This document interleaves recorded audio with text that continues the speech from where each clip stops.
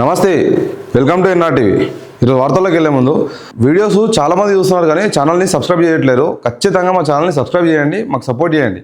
ఎందుకంటే మీరు సబ్స్క్రైబ్ చేసుకొని మాకు ఫాలో చేస్తేనే ఇంతకంటే బెటర్ కంటెంట్ అందించడానికి అవకాశం ఉంటుంది. కాబట్టి ఖచ్చితంగా మా ఛానల్ని సబ్స్క్రైబ్ చేసుకోండి. Thank you. వార్తల్లోకి వెళ్దాం. ఆంధ్రజ్యోతి ఇప్పుడెప్పుడు అని ఎదురు చూస్తున్న ఆ కార్పొరేషన్లో అయితే ఇక ఫైనల్ అయిపోయినట్టు కనిపిస్తున్నది. అటు ఒకటి గ్రేటర్ హైదరాబాదు, సికింద్రాబాదు, మల్కాజ్గిరి, ఈ మూడు కూడా పెద్ద సిటీలు ఉండే. దానిలో కార్పొరేషన్లు డివైడ్ చేయాలని చెప్పి చాలా రోజుల నుంచి అనుకుంటారు. లాస్ట్ ఫైనల్గా కంప్లీట్ అయినట్టున్నది. చూద్దాం. అది 3 కార్పొరేషన్లకు రంగం సిద్ధం.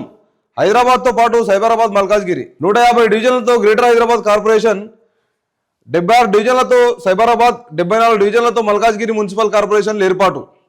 7న శాసనసభలో ప్రకటించిన ప్రభుత్వం. ఇది ఎప్పటి నుంచో ఎదురు చూస్తున్నారు. ఎందుకంటే సిటీ ఏమో పెద్దగా అయిపోయింది, కమిషనర్లు తక్కువ అయిపోయారు. దానికి డెవలప్మెంట్ కూడా అంతంత మాత్రమే జరుగుతున్నది. ప్రాబ్లమ్స్ చెప్పుకోనికి పోయినప్పుడు కూడా ఏడుకోవాల్సి వస్తున్నది, పట్టించుకుంటలేరు. వర్క్ ప్రెజర్ ఎక్కువైతుందని చెప్పారంట. ఇట్లా ఈ రకంగా చాలా రకాలుగా దానికి ఇబ్బంది ఉండే దీని విషయంలో. అట్లా ఎట్టకేలకి అది ఆ సమస్యను మొత్తం పట్టించుకొని దాన్ని సీరియస్గా తీసుకొని మొత్తం మీద అయితే దాన్ని డివైడ్ చేయడం జరిగింది. కనీసం డెవలప్మెంట్ మీద కాన్సన్ట్రేట్ చేయాలన్న ఒక ఉద్దేశంతో దాన్ని డివైడ్ చేయడం కూడా జరిగిపోయింది. ఎప్పటి నుంచో ఎదురు చూస్తున్నారు. మన మంత్రి మల్లారెడ్డి గారు కూడా దీనికోసం ఎన్నోసార్లు అడిగారు కూడా. అప్పుడు కూడా రాలేదు పని. కానీ ఎట్టకేళ్ళకి ఇప్పుడైతే ఇక ఫైనల్గా ఆ పని అయితే కంప్లీట్ అయిపోయింది. కొత్త కమిషనర్లు ఎవరంటే ఇప్పుడు రీసెంట్గా ట్రాన్స్ఫర్ అయిన వాళ్ళు ఎవరైతే కమిషనర్లు వాళ్ళే ఈ డివైడ్ అయినటువంటి ఈ కొత్త వాటికి కూడా భవిష్యత్తులో కమిషనర్గా వ్యవహరించే అవకాశం ఎక్కువ ఉన్నది. చూద్దాం. విభజన ప్రక్రియ పూర్తి, సర్కార్ వద్ద నివేదిక. ఫిబ్రవరి చివరి నాటికి తుది నోటిఫికేషన్. కొత్త కార్పొరేషన్లకు ప్రత్యేక భవనాలు 10 ఎకరాల చొప్పున కేటాయించాలని నిర్ణయం. ఒక్కొక్క కార్పొరేషన్కు 10 ఎకరాల చొప్పున. అట్లా ఎన్ని కార్పొరేషన్లు అయితే అన్ని కార్పొరేషన్లకు కొత్త భవనాల గురించి. ఇప్పుడు ఎందుకంటే చాలామంది వస్తారు కాబట్టి జనాలకి పార్కింగ్ అంతా వెయిట్ చేయడానికి అంతా వెసులుబాటు కలిగేటట్టు ఒక్కొక్క భవనానికి ఒక్కొక్క కార్పొరేషన్కు 10 ఎకరాల చొప్పున నియమించాలని చెప్పేసి ప్రభుత్వం నిర్ణయించింది. మంచిది. ఎందుకంటే జనాలు ఏదైనా రిజిస్ట్రేషన్ ఆఫీసుల కాడ అయినా సరే, కమిషన్ ఆఫీసుల కాడ అయినా చాలామంది తిరిగే అవకాశం ఉంటుంది. పార్కింగ్ దొరకక అవస్థలు పడుతూ ఉంటారు. ఇంత పెద్ద స్థలం మినిమం అవసరం ఆడ. అంత ఉంటేనే కనీసం భవిష్యత్తులో ఇంకో ఆఫీస్కి ఏదైనా కొత్త చట్టం తీసుకొచ్చినా ఇంకోటి తీసుకొచ్చినా కూడా అక్కడ కొత్త భవనాలు కట్టుకోవడానికి అవకాశం ఉంటుంది. కాబట్టి మినిమం అది. ఎందుకంటే లేకపోతే అవి ఏం కట్టకుండా ఉన్నారనుకోండి, ఆ భూములు ఎట్లాగో అనేక్రాంతం అయిపోతున్నాయి. అది కబ్జాలు చేస్తున్నారు, లేకపోతే గవర్నమెంట్ అమ్మేస్తున్నది, రకరకాలు పోతున్నాయి. కాబట్టి కనీసం ఆ కార్పొరేషన్ల పేరు మీద అన్న కనీసం 10 ఎకరాలు ఉన్నదనుకోండి, కనీసం ఫ్యూచర్లో అవసరాలకు ఉపయోగపడుతుంది. అది కూడా మంచిదే. తాజాగా బదిలీ అయిన అడిషనల్ కమిషనర్లే కొత్త కార్పొరేషన్ల భవిష్యత్తు కమిషనర్లు. అదే తాజాగా బదిలీ అయినటువంటి అడిషనల్ కమిషనరే ఇప్పుడు కొత్త కార్పొరేషన్లు అయితే అయినాయో వాటికి కొత్త కార్పొరేషన్ భవిష్యత్ కమిషనర్లు అంట వాళ్ళనంట. అడిషనల్ కమిషనర్లు ఎవరైతే ఉన్నారో ఈ కొత్త కార్పొరేషన్లకు భవిష్యత్తులో వాళ్ళే కమిషనర్లు అంట. ఇక ఎందుకంటే వాళ్ళు ట్రైనింగ్ అయి ఉన్నారు, వాళ్ళకు తెలిసేందనేది. కాబట్టి ఆబ్వియస్లీ వాళ్ళకే అవకాశం ఇస్తారు. ఇప్పుడు డిప్యూటీ కలెక్టర్ పోస్ట్ ఎట్లా ఇస్తారో అట్లనే సేమ్ అడిషనల్ కమిషనర్లకు కమిషనర్ పోస్టుగా ఇచ్చేస్తారు. చూద్దాం. హైదరాబాద్ మహానగర పాలక సంస్థ జిహెచ్ఎంసీ విభజన ఖాయమైంది. ఔటర్ రింగ్ రోడ్డు ఆవాలి వరకు 2071 చదరపు కిలోమీటర్ల మేర విస్తరించిన గ్రేటర్ హైదరాబాద్ మున్సిపల్ కార్పొరేషన్ను 3 కార్పొరేషన్లుగా విభజించేందుకు రంగం సిద్ధమైంది. అందుకు సంబంధించిన కసరత్తు పూర్తయి ప్రభుత్వం వద్ద నివేదిక సిద్ధంగా ఉంది. దీని ప్రకారం హైదరాబాద్ మున్సిపల్ కార్పొరేషన్తో పాటు కొత్తగా సైబరాబాద్, మల్కాజ్గిరి కార్పొరేషన్లు ఏర్పాటు కానున్నట్లు సమాచారం. అయితే జనవరి 2న అసెంబ్లీ సమావేశాల్లో దీనిపై స్పష్టత వస్తుందని బల్దియాలోని ఉన్నత స్థాయి వర్గాలు పేర్కొన్నాయి. సికింద్రాబాద్లోని రాంగోపాల్పేట మొదలుకొని శంషాబాద్ వరకు హైదరాబాద్ మున్సిపల్ కార్పొరేషన్లు ఏర్పాటు చేయనున్నట్టు విశ్వసనీయ సమాచారం. విస్తరిత జిహెచ్ఎంసీలో 12 జోన్లు, 300 డివిజన్లు ఉండగా 6 జోన్లు, 150 డివిజన్లు హైదరాబాద్ మున్సిపల్ కార్పొరేషన్ ఏర్పాటు కానుంది. నార్సింగ్ నుంచి షామీర్పేట సమీపం వరకు ఈ డివిజన్లు విస్తరించనున్నాయంట. ఆల్రెడీ నార్సింగ్ అంటేనే మంచిర్యాల ఏరియా అంటేనే విలేజ్ ఏరియాలా ఉంటుండే. అట్లాంటిది ఈరోజు ఆ కోకాపేట కానీ, నార్సింగ్ కానీ, మంచిర్యాల కానీ కోట్లకి ఎగిరిపోయింది అది. అట్లా చూసుకున్నట్టయితే ఇప్పుడు ఖచ్చితంగా ఈ జిహెచ్ఎంసీ అంతవరకు విస్తరించాల్సిన అవసరం ఎంతైనా ఉన్నది. ఇప్పుడు 7 వరకు ఎట్లా చూసుకుంటే చెవిలో దాటిన తర్వాత శంషాబాద్ అవుతుందో ఆ శంషాబాద్ దాకా అయితే ఎట్లాగో వచ్చింది.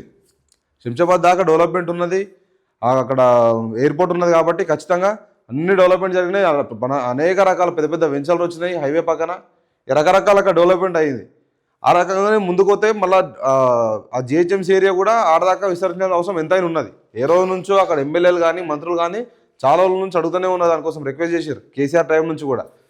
కానీ మరి ఏ కారణం వల్లనో తెలియదు కానీ మొత్తం మీద దాన్ని పెండింగ్ పెట్టినరు.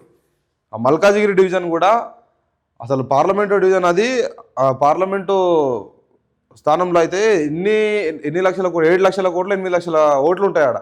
అంతమంది ఓటర్లకు కూడా అదొకటే డివిజన్ ఉండే, దాన్ని కూడా డివైడ్ చేయాలని చెప్పేసి ఎన్నో రోజుల నుంచి మన అప్పటి మంత్రి అయినటువంటి మల్లారెడ్డి గారు కూడా అనేక రకాలుగా రిక్వెస్ట్ చేసిండు అలా. అయినా కూడా అప్పుడు కేసీఆర్ టైంలో కాలేదు. మొత్తం అయితే ఇప్పుడు ఫైనల్ చేసిరు దాన్ని. కొన్ని అంటే దానివల్ల కొన్ని ఇబ్బందులు ఉన్నాయి, మంచి కూడా ఉన్నాయి అనమాట. దానివల్ల ఇబ్బందులనే కేసీఆర్ గారు చూసేమో దాన్ని చేయలేకపోయాడు. ఇప్పుడు రేవంత్ రెడ్డి గారి టైంలోనేమో ఈ ఇబ్బంది అన్న కానీ ఏమన్నా కానీ డివైడ్ చేస్తేనే మన డెవలప్మెంట్ జరుగుతుందేమో ఒక ఉద్దేశంతో ఈ డివైడ్ చేయడం కూడా జరిగిపోయింది. చూడాలి, ఇంకా స్పష్టత రావాల్సిన అవసరం ఉన్నది. 2 తారీఖున అసెంబ్లీ మీటింగ్లల్లో ఇది కూడా ఫైనల్ చేస్తారంట, చూడాలి. మరో వార్త చూసుకుందాం. హైదరాబాద్లో ప్లాస్టిక్ బ్యాన్, కోర్ అర్బన్లో పెద్ద సమస్య చెత్తే, చెరువుల నాళాల్లో ప్లాస్టిక్ చేరొద్దు, జనవరి నుంచి పూడికతీత పనులు, రోజు ఫీల్డ్లో జోనల్ అధికారులు, 10 రోజులు ఒకేసారి చెత్త తొలగింపు డ్రైవ్ చేపట్టాలి.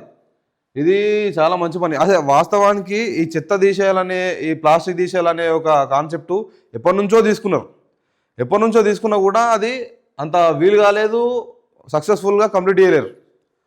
ఎందుకంటే ఎన్నో రోజుల నుంచి కూడా ఈ ప్లాస్టిక్ పైన ఒక పోరాటం జరుగుతూనే ఉన్నది. ఈ ప్లాస్టిక్ బ్యాన్ చేయాలి, దానివల్ల అనేక రకాల సమస్యలు వస్తున్నాయి, రోగాలు వస్తున్నాయి.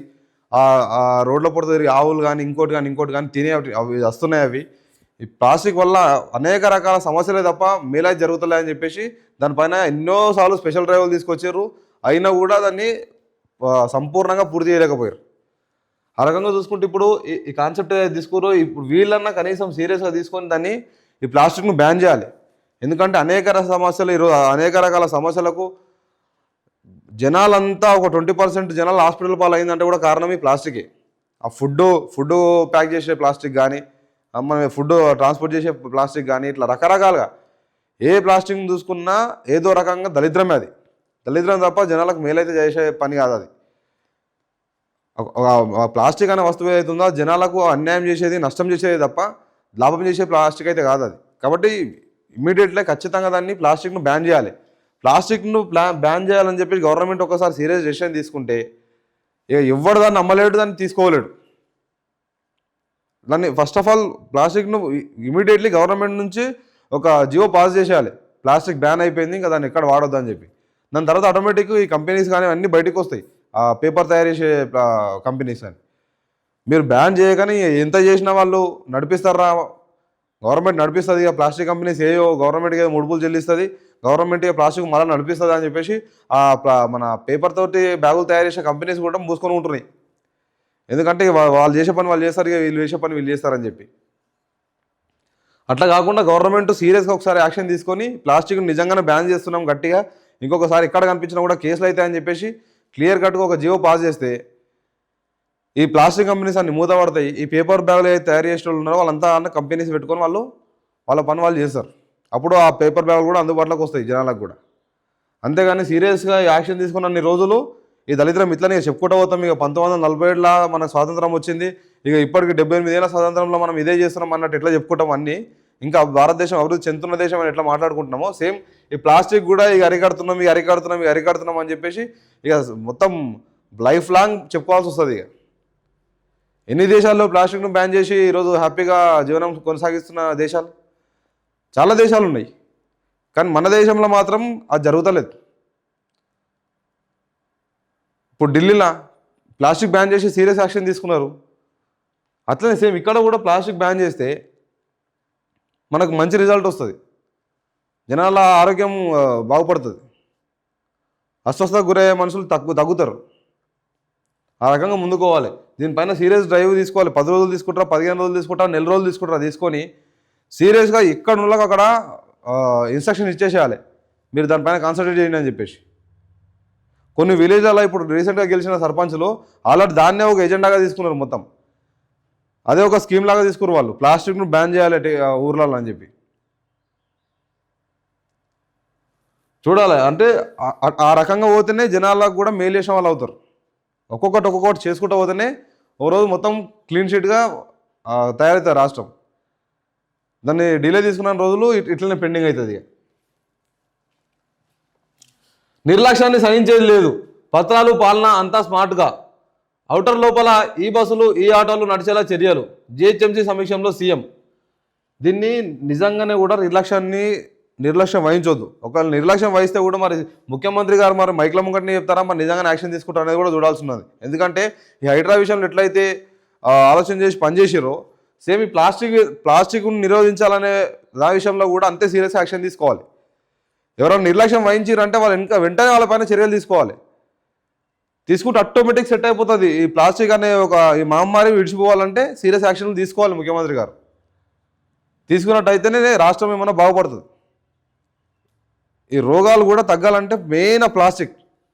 ఆ ప్లాస్టిక్ను నిరోధించిన రోజు ఎప్పుడైనా సరే జనాలు బాగుపడతారు. జనాల ఆరోగ్యాలు బాగుపడతాయి. దానిపైన నిజంగానే కూడా సీరియస్ తీసుకోండి కూడా. మరో వార్త చూసుకుందాం. ఇక నిరుద్యోగులకైతే శుభవార్త ఇది. కాంగ్రెస్ గవర్నమెంట్ పైన ఒక పెద్ద మచ్చ ఇది. నిరుద్యోగులు వేసినటువంటి ఒక పెద్ద మచ్చనే ఈ ఉద్యోగాల కల్పన అనేది లేదు. ఉద్యోగాలు కేసీఆర్ గారు ఇచ్చినటువంటి నోటిఫికేషన్ల ఆ రిక్రూట్మెంట్ పత్రాలు ఏదైతే ఉన్నాయో ఆ పత్రాలు ఇచ్చి మేము ఇచ్చినామని చెప్పుకున్నారని చెప్పేసి నిరుద్యోగులంతా కూడా గరం మీద ఉన్నారు కాంగ్రెస్ ప్రభుత్వం పైన, రేవంత్ రెడ్డి గారి పైన. ఆల్రెడీ ఇంతకుముందు ఒక నిరుద్యోగుల ఆ మీటింగ్లో ఎమ్మెల్సీ దయాకర్ గారిని కూడా అనేక రకాలుగా తిట్టారు నిరుద్యోగులు అంతా యువత కలిసి. ఎందుకంటే అసలు జనాలు ఆ రోజు కాంగ్రెస్ ప్రభుత్వానికి ఓటేయడానికి నిరుద్యోగ యువత కూడా అంత సీరియస్ తీసుకొని ప్రచారం చేయడానికి కారణం, కాంగ్రెస్ ప్రభుత్వం వస్తే ఉద్యోగాలు కల్పిస్తుంది, అనేక రకాల నోటిఫికేషన్లు ఇస్తుందని ఒక నమ్మకంతో వాళ్ళు ఆ రోజు ప్రచారం చేయడం జరిగింది, ఓట్లు వేయడం జరిగింది. ఆ నమ్మకాన్ని ఒమ్ము చేసే విధంగా కాంగ్రెస్ ప్రభుత్వం వ్యవహరించింది. కాంగ్రెస్ ప్రభుత్వం అధికారంలోకి వచ్చి 2 సంవత్సరాల కాల వ్యవధి అయింది. ఇప్పటికి కూడా కొత్త నోటిఫికేషన్ లేదు. మీరు ఏం చేస్తున్నారని చెప్పేసి నిరుద్యోగ యువత మొత్తం గరం మీద ఉన్నది కాంగ్రెస్ ప్రభుత్వం పైన. ఇక వాళ్ళందరికీ ఒక చిన్న శుభవార్త అని చెప్పుకోవచ్చు. చిన్నపాటి శుభవార్త అని చెప్పుకోవచ్చు. ఎందుకంటే అనేక శాఖలల్లో ఖాళీలు ఉన్నాయి. గవర్నమెంట్లోని ఎన్ని శాఖలు అవుతున్నాయి అన్ని శాఖలల్లో ఇంకా కూడా ఖాళీలు ఉన్నాయి. ఇప్పుడు ప్రజెంట్ తీసుకొచ్చిన నోటిఫికేషన్ ఏంటంటే పోలీస్ శాఖల. ఈ పోలీస్ శాఖ ఏదైతుందో ఆ పోలీస్ శాఖలో ఒక 14,000 కానిస్టేబుల్ ఉద్యోగాల భర్తీకి గవర్నమెంట్ ముందుకు వస్తున్నది. ఇది ఒక చిరు సన్మానం అనుకోవచ్చు నిరుద్యోగ యువతకు అంతగా. కాంగ్రెస్ ప్రభుత్వంని గెలిపించినందుకు ఏదో ఒక చిరు సన్మానం అనుకోవచ్చు. చూడండి, కొత్త సంవత్సరంలో పోలీస్ కొలువులు, 14,000 కానిస్టేబుల్ పోస్టుల భర్తీకి రంగం సిద్ధం, త్వరలో నోటిఫికేషన్ విడుదల, 2 ఏళ్లుగా నిరుద్యోగులు ఎదురుచూపులు, ఖాళీగా వేలాది కానిస్టేబుల్ పోస్టులు, సిబ్బందిపై పెరిగిన పని భారం. త్వరలో నోటిఫికేషన్ అంటున్నారు. ఈ త్వరలో నోటిఫికేషన్ అనే ఈ దళిద్రంను తీసేసి ఫస్ట్ నోటిఫికేషన్ విడుదలైంది అనేసి అనౌన్స్ చేయాలి గవర్నమెంట్. ఎందుకంటే నిరుద్యోగులంతా కూడా ఈరోజు ఎమ్మెల్యేలను కానీ మంత్రులను కానీ తిరిగిచ్చే పరిస్థితి లేదు, ఎమ్మెల్సీలను కూడా వీళ్ళందరినీ తిరగనిచ్చే పరిస్థితి లేదు. ఎక్కడికక్కడ వాళ్ళని ముట్టడిస్తున్నారు. ముఖ్యమంత్రి గారిని కూడా కలవడం కోసం ఎంతో రకాలుగా వాళ్ళు పడిగాపులు కాస్తున్నారు. మా నోటిఫికేషన్ లేమాయా, మాకు ఇస్తున్న జాబ్లు ఎక్కడ పోయా అని చెప్పేసి. ఎందుకంటే 2 లక్షల ఉద్యోగాల భర్తీ నేను వెంటనే చేస్తా అని చెప్పేసి చెప్పిండు ఎవరు, రేవంత్ రెడ్డి గారు. 2 లక్షల ఉద్యోగాలు ఉన్నాయి, నేను రాగానే ఫస్ట్ అవే చేస్తా అని చెప్పారు. అంటే సంవత్సరంకు 1 లక్ష లేక చూసుకుంటే ఈరోజు 2 లక్షల ఉద్యోగాలు భర్తీ కావాలి కాంగ్రెస్ ప్రభుత్వం వచ్చిన తర్వాత. కానీ అట్లా జరిగిందా అంటే లేదు.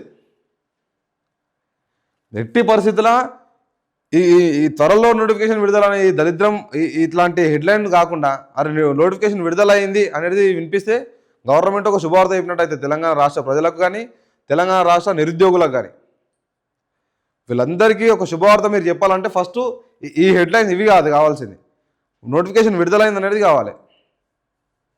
చేయాలి. ముఖ్యమంత్రి గారికి అన్నిటికీ టైం ఉన్నది. పక్కా ఎమ్మెల్యేలను కానీ అపోజిషన్ ఎమ్మెల్యేలను కానీ అపోజిషన్ మంత్రులను కానీ అపోజిషన్ ముఖ్యమంత్రిని కానీ తిట్టనీకే మస్తు టైం ఉన్నది కదా. అట్లనే ఈ నిరుద్యోగుల విషయంలో కూడా టైం తీసుకొని వాళ్ళ జీవితాలు బాగుపరచాలంటే ఫస్ట్ మీరు ఉద్యోగాలు వాళ్ళకి కల్పించాలి. ఆ నోటిఫికేషన్లు అయితే వేయండి, వాళ్ళు తాడో పేడో వాళ్ళు తెలుసుకుంటారు. అంతేగాని మీరు అసలు నోటిఫికేషన్ లేకుండా వాళ్ళని రక్తం తాగేటట్టు వాళ్ళతో తిప్పుకొని వాళ్ళని నాగం పట్టేయకండి. ఎందుకంటే నిరుద్యోగులు కూడా చాలా వాడవేడిగా ఉన్నారు ఇప్పుడు. మీ ఎమ్మెల్యేలు కానీ మంత్రులు కానీ కల్పిస్తే ఏం చేయాలనేది వాళ్ళు ఈరోజు రేపు అసెంబ్లీని కూడా ముట్టడిస్తామని చెప్పేసి మాట్లాడుకుంటున్నారు. అంతర్గత వ్యవహారం ఏముందంటే నిరుద్యోగుల మధ్యలో ఏదో రోజు అసెంబ్లీని ముట్టడించాలి ఇట్లాంటి ప్లాన్లలో ఉన్నారు. అదంతా జరగవద్దు, ప్రభుత్వం అంత వ్యతిరేకత రావద్దు అనుకుంటే మీరు నోటిఫికేషన్ వెంటనే విడుదల చేయాలి. విడుదల చేసి నిరుద్యోగులకు కూడా ఒక శుభవార్త చెప్పినట్టు అవుతుంది.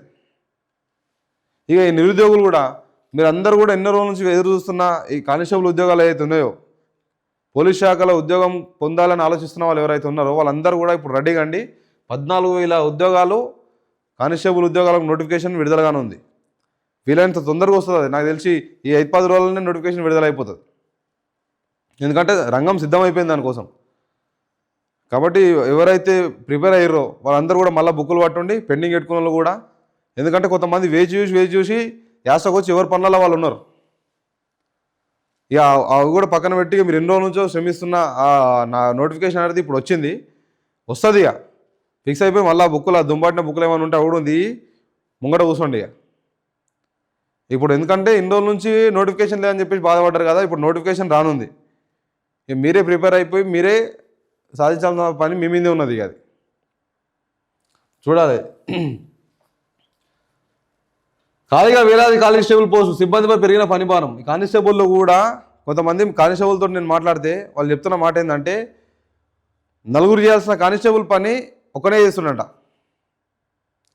ఎస్ఐ గారు కూడా వాళ్ళకు టార్చర్ చేస్తున్నాడు. ఇక్కడో స్టేషన్ దగ్గర ఉండు, టౌన్లో తిరిగి అని చెప్పేసి రకరకాలుగా.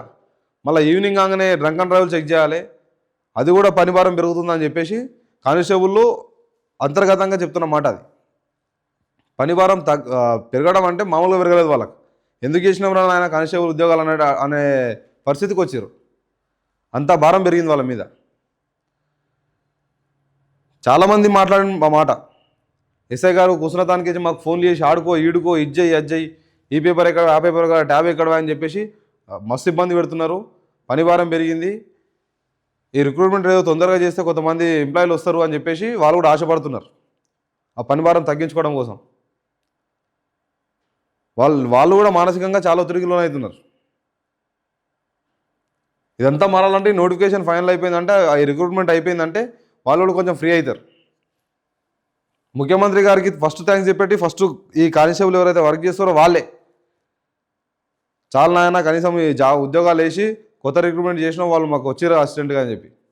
లేకపోతే వాళ్ళకు చాలా టార్చర్ ఉంది, అది మెంటల్ టార్చర్ ఉంది వాళ్ళకు. తెలంగాణలో నిరుద్యోగులకు పోలీస్ శాఖ శుభవార్త తెలిపింది. త్వరలో 14,000 కానిస్టేబుల్ పోస్టులకు భర్తీకి సంబంధించిన నోటిఫికేషన్ జారీ చేయనున్నామని డీజీపీ శివధర్ రెడ్డి స్పష్టం చేశారు. దాదాపు 2 ఏళ్ల నుంచి లక్షలాది మంది నిరుద్యోగులు ఈ నోటిఫికేషన్ కోసం ఎదురు చూస్తున్నారు.